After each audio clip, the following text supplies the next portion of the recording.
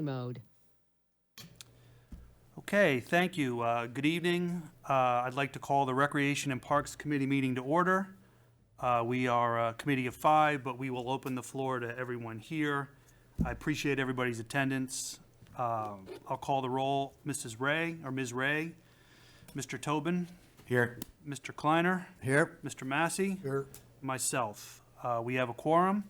So we just have one item tonight, a presentation by Superintendent Raylan Berthoff about her team's work during the calendar year, work that has such a huge impact on our city. I know we hear her speak at our council meetings, but as we wind down a busy year, I thought it would be nice for the community to hear everything that you've accomplished over the last 12 months. So if you can introduce your team and Absolutely. go right ahead. Thank you. Just thank you for having us here tonight. It's nice to have the, well, almost full team here. We're missing Kelly. Hopefully she can make it over. This picture is actually taken in Disney. Over in our office, we pretty much became a family over there, vacationing together. We love that little extra holiday in February that most people don't have off, and we try to take advantage and go away somewhere together. This was on.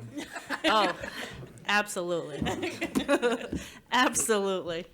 I'm Superintendent Raylan Berthoff. Hi, everyone. My name is Nicole Sarakis. I'm the assistant to the superintendent over at the Rec and Parks. Salinas Rodriguez, a program coordinator. And not present of our full-timers is Kelly Ocasio, who is our senior clerk. Our department is very successful, and we can't even take full responsibility for that. We have such a strong team of year-round staff that have many jobs and duties and titles. Pictured here, Sharon, who happens to be my mother, Sasha, my sister, Izzy, who does our martial arts program. We have Coach Paco and Randy, who do our boxing. Evelyn and Jess, who do about anything that we ask of them. Evelyn also started working with community development, and she could be seen at Paramount and special events down in the city. We have Nick, who's also he's actually been with us since he's been a teenager. He's our summer program coordinator, and then works with us throughout the year doing soccer and filling in any program we ask. Lavia, Tony Eason, who started our art program that we have with the art, drawing, and crafts. Isaac, who came on, he started with us as a member of our programs doing the adaptive sports. Isaac is in a wheelchair with spinal bifida. He has such a outgoing personality. We decided to bring him on as a staff member, and he makes amazing connections with the kids. As you know, any youth in a program would be very curious as to why he's in a wheelchair and what happened to him. Isaac is a great employee to have. The kids absolutely love and adore him. And we have Scott, who helps out with our teen and youth sports, especially with the teens and playing basketball with them and still schooling them, and he still does have it. Our department and all of our facilities that we run would be nothing without our Parks Department staff, who does all the maintenance for us. We have John Bianchi as our Deputy Commissioner of Parks and Matt Leibel as our working supervisor, and under them are 6 full-time workers, and not listed are part-timers that float around throughout the year to help fulfill all of the duties and all of the many projects that we have to do throughout the year.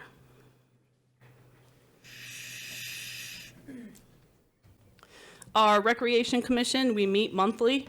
It's a small group, but very lucky to have them. We have Chairman Daniel Higbee from Mid-City Transit, Vice Chairman Norris Gibson, a community member, and he has a connection to Middletown Housing Authority, which helps us tremendously with getting the word and our programs out to the community, the 2 communities that he serves. Dr. Lynette Williams, who's the executive principal of the high school. She also assists with recommending kids for our programs and also spreading the word to the high school students as well as administration throughout the schools. Shauna Strenfeld, who is Middletown native. Kids participate in our programs, and just a voice we have and a great perspective to have from the parent point of view when we're trying to plan and budget and adapt new different programming. We're also looking for a new member to join, hopefully sooner than later, because as you can see, it's a small group, so when two are absent, it's kind of hard to run a meeting, so we're hoping to get that third member, the additional fifth member on. Our revenue accounts, we do a lot at the rec department, not making millions of dollars. That would be nice if we did.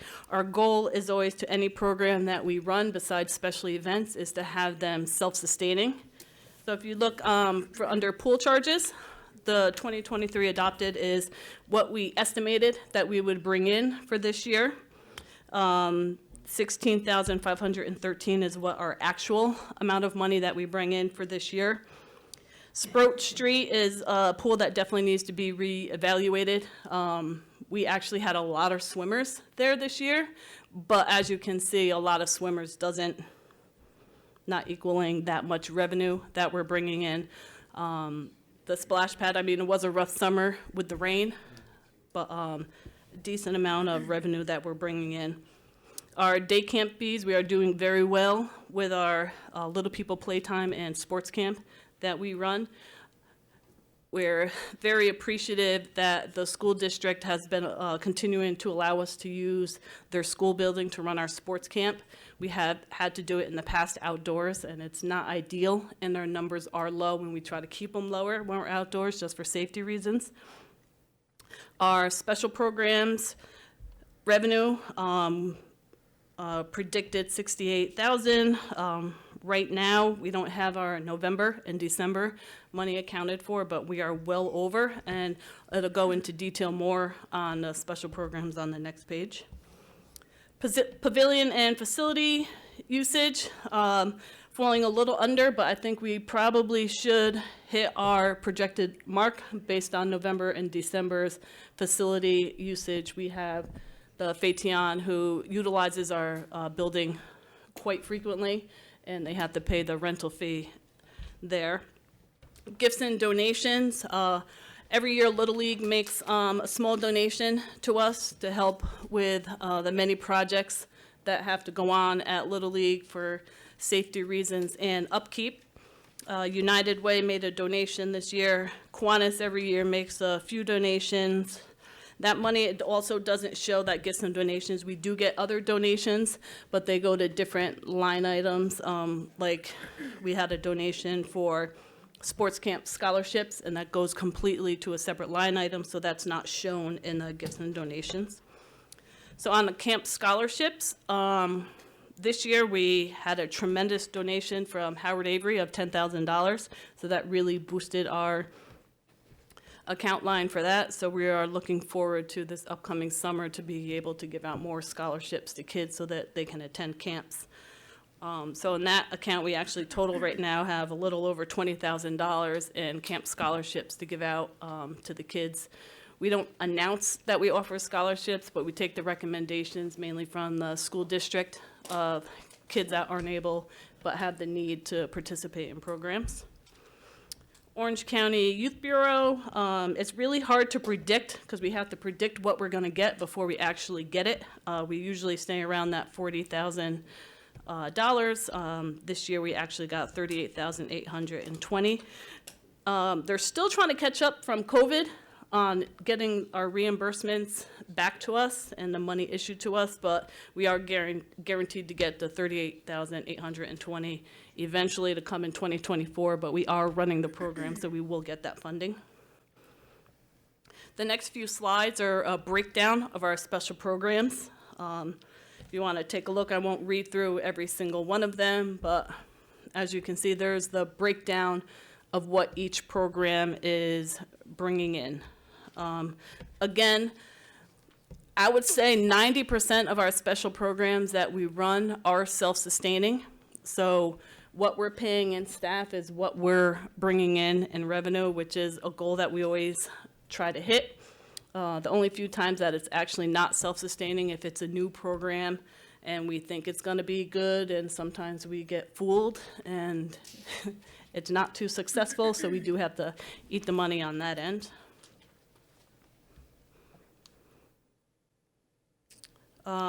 Ice skating, the clinic we were hoped, the lessons, which is everyone is asking for, so if you guys know of anyone who is willing to teach ice skating, we had someone last year, we haven't heard back. I heard Mayor DeStefano was very interested in coming out and teaching ice skating lessons, so we're hoping that'll happen starting in January. 40 years ago. Call me if you do. I was gonna say volunteer. On here is the Radio City bus trip that bring in a little over $1,000 in revenue from what we put out. We're definitely looking into next year. We're doing 2 trips, and if next year is successful in 2025, adding a few more to the budget, so we do a few more community trips. Special events, in the past few years, well, I'd say 2 years, we pretty much doubled the amount of special events that we do. Some of them are simple, where we're collaborating and joining in and co-sponsoring with other agencies. Some of them are fully 100% ours, which take lots of work. We love the ones where we just gotta show up and set up a table and hand things out. But then Nikki will go into a little more detail about some of our special events that we have.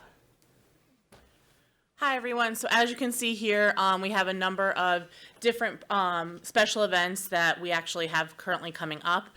We try to keep all of our special events no cost.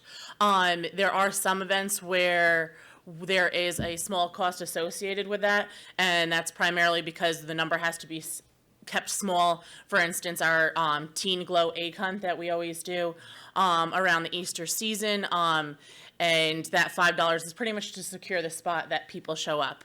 Like I said, we do try to keep everything either a low cost or no cost, but we find that sometimes when it's a no cost event and a limited amount of spots, that $5 is really just a little bit of an initiative for people to show up during the evening. But as you can see here, we do have a number of events. As Raylan stated, we collaborate with a number of different agencies. We have community members from, for instance, our dog park over at Maple Hill. There's a very big community over there of individuals who are passionate about their pets. They came to us, and now we host 4 different free events throughout the year, starting with Valentine's Day. We do a spring event, we do a summer event, we do a Halloween event, and then we close out the year with a Santa Paws event that we just had that was really successful. We have our summer movies. Last year we were able to show 5 of them. And we try to reach out to different populations, different persons and organizations, just to get people's input on it. So if there's something you heard or you've seen in a different community that you would like to bring it here, give us a call. We are there Monday through Friday from 8:30 to 4:30. The girls will tell you I love a good themed event. One of our newer events, as pictured up here, is our Teddy Bear Clinic. That was a partnership between us and students from Toro College, where we invited students or children within the community to join us up at the rec center. They could bring their teddy bear, their action figure, their doll, and they got special time with each of the specialized agencies within the school, and we got to interact with students. They got to become a little bit more comfortable with individuals wearing a white coat, which was a great event. We had our Faith Fair, which was a new one, which brought together multiple different religious organizations here throughout the city and surrounding area. It allowed for us all to kind of mingle and have open conversations with one another. And our pumpkin party in the park, which we held up at Davidge Park, which was heavily attended this year, was another free event that was new this year, where we had a trunk or treat, as well as some vendors who we invited to come. We had a hayride, which was great, and a pumpkin patch. And these are our upcoming holiday events that we have going on. We have our Letters to Santa program.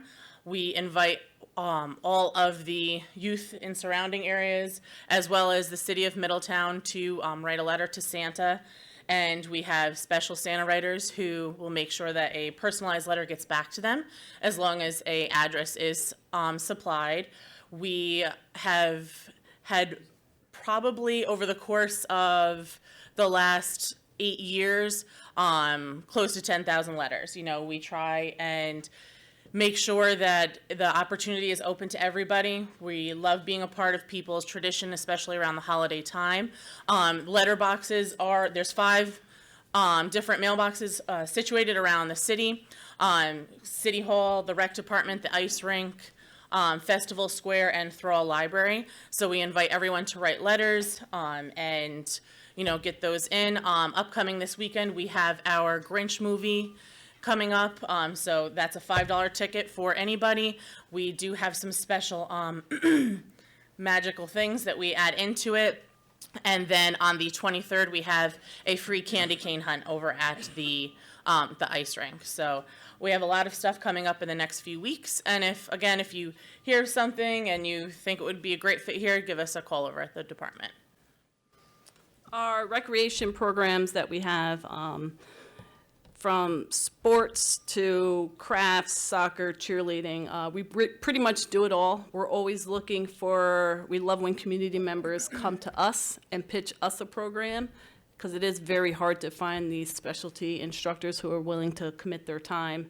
Like Coach Sensei Izzy came to us and pitched the martial arts program, let us know what he needed, and the program immediately took off. So we're always looking for adults who have these specialty talents to come with ideas and pitch it to us.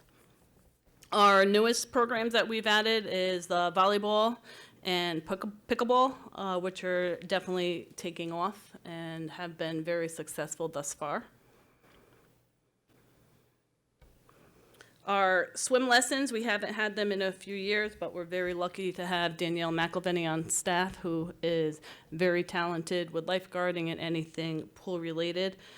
Sprout Street is actually perfect for the small kids in there, because as you can see, the lifeguards, it's thigh high, so it's the perfect size pool for the kids to have it. Mayor's Youth Council Nikki at one point was running it, but Salinas and Rick McCormick, the city clerk, are currently advising for the Mayor's Youth Council. I know they have a lot of activities coming up. And our summer programs, Little People Playtime. As a person who's held many titles within the rec department, Little People Playtime is one program that I really did not enjoy working. Having 30 to 35, 4, 5, and 6-year-olds in one space is a very, very tough job and a tough spot to be. Our sports camp, who is very successful, always very successful. Our staff does an incredible job there. I would say 90% of our staff are Middletown graduates and Middletown athletes, and it's like a little community over there. The kids love seeing the local sport players that they see throughout the year, to see them over the summer coaching them. We also have our pools that are open over the summer. We have our craft wagon, bookmobile, and summer playground program that we have going every year.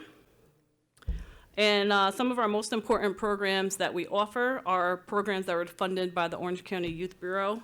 So this year in 2023, we have $10,000 to go towards the summer feeding program, the summer playground program, and $28,820 to go towards recreation fitness. I've said it before, and I'll continue saying they are some of our most important programs. As you know, we live in a very low-income community, and not everyone has the financial means to be able to access many of the programs that we offer. But these programs here give everyone an opportunity to join, no matter the cost, because they are free and funded. 2023 projects that our maintenance guys completed. We did the bathrooms at Shelter 1 and 2. We were able to transfer leftover money from the reservoir project to install a new bathroom, a much-needed bathroom into the back of Davidge. The scoreboard at Wolfslayer Field was installed. The ice skating rink. New bleachers were purchased and installed at Wolfslayer Field. We got a much-needed maintenance truck. A new playground was purchased last year, but finally installed this year at our campus. Miller Field was renamed. The Babe Ruth Field was renamed to the Miller Field, and the much-needed boiler for our gymnasium. It was leaking. It was very cold in there, so that was very well needed. And the netting at Miller Field, which I'm sure Alderman Kleiner could attest the many complaints that we got about that. So hopefully those diminish and lessen a lot. Hopefully the net works. And repairs and new netting on Leibold Field. 2024 coming soon, the handball court. That was the capital money that has already been approved. We're just waiting and getting all our final numbers together on the installation of that. Playground equipment at Sproat Street Park. We have about 24 benches to replace and rip out old benches that are rotted and leaning and the metal sticking out throughout the parks. The lights on Wolfslayer Field, and the splash pad is a work in progress. Special thank you to all of you throughout the year, constantly here and asking for transfers and the purchase of new items. So without your support, we wouldn't be able to do the many things that we do.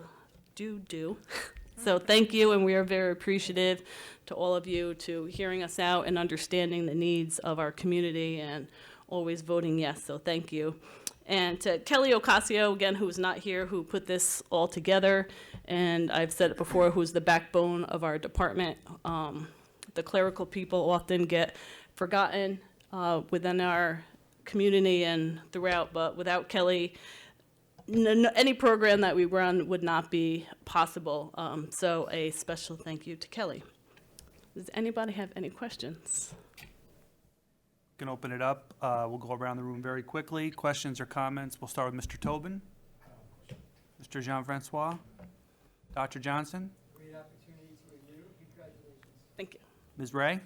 A strong response to every, there's nothing to do. Yes, yes. Here, Please, when you hear that, when you see it on social media, please tell them to call our office. It's an annoyance when I hear people say that there's nothing to do in Middletown, there's nothing for the kids, the city doesn't do anything. As you can see from this PowerPoint, we do a lot for our community, and it's not just us, it's the other departments within the city that make sure that Middletown is great, not only for the youth, but for the adults. So give them our number. Mr. Kleiner. Thank you. I know we all wondered what would we do when Brink steps down, and we found out things. It's just amazing department under Ray Lynn. Thank you for all you do, and it's been my privilege to go to a lot of the Parks and Rec meetings, and it's like this every month. There's so many things to go over, so keep up the good work, and thank you. Thank you. Mr. Green. Thank you. No, just certainly a department that we have a lot of pride in, and you guys do amazing work, so keep it up. Thank you. Mr. Massey. Great presentation, and thank you. Thank you. President Rodriguez. Same thing, great presentation, great work. Thank you. Mayor. Nothing to add. Nice job. Thank you. Thank you very much. Absolutely. We appreciate your time, and will we be able to put that presentation, that PowerPoint on the website? Absolutely. Okay. Thank you very much, ladies. Appreciate it. Thank you. That's all we have. Can I have a motion to adjourn? Thank you.